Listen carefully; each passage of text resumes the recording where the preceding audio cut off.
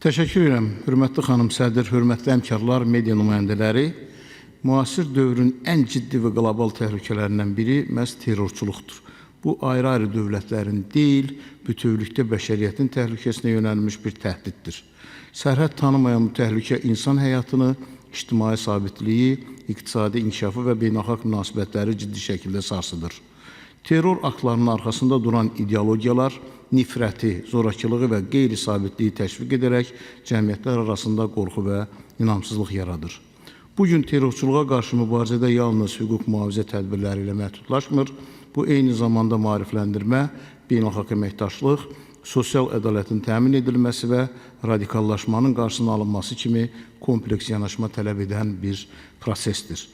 Bu baxımdan təqdim olunan çox mühüm qanun layihəsinə əsasən Azərbaycan Respublikasının Cinayət Məcəlləsinə və terrorçuluğa qarşı mübarizə haqqında qanuna bir sıra lazımi dəyişikliklər edilməsi nəzərdə tutulur.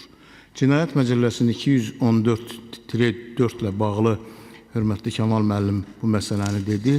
Burada bir ciddi məsələ də qanun layihəsində Cinayət Məcəlləsinin 282-ci maddəsinə, yəni təxribat maddəsinə yeni redaksiyadır.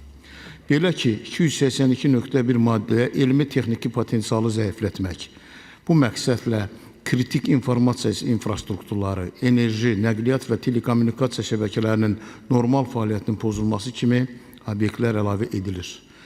Həmçinin təxribatın törədilmə üsullarına bu əməli süni intellekt texnologiyaları və xüsusi proqram təminatlarından istifadə halları da daxil edilir. Qeyd etmək istərdim ki, layihəyə əsasən 282.2-ci maddədə bir sıra yeni ağırlaşdırıcı hallar nəzərdə tutulur.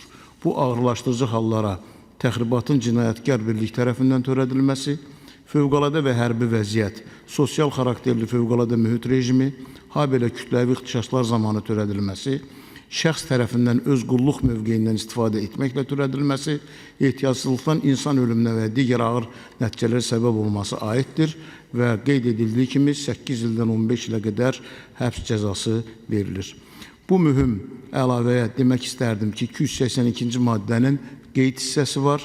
Qeyd hissəsinə əsasən təxribatın hazırlanmasında iştirak etmiş şəxs, hakimiyyət orqanlarını vaxtında xəbərdar etməklə və ya başqa üsulla bu cür əməlin qarşısına alınmasına yardım etdikdə və onun əməlində başqa cinayət tərkibi olmadıqda cinayət məsuliyyətindən azad edilir. Layihə Müdafiə Təhlükəsizlik Korrupsiya ilə Mübarizə Komitəsində müzakirə edilib, birinci oxunuş üçün plenar icrası tövsiyə edilmişdir. Səs verməyinizi xahiş edirəm, diqqətinizə görə sağ olun.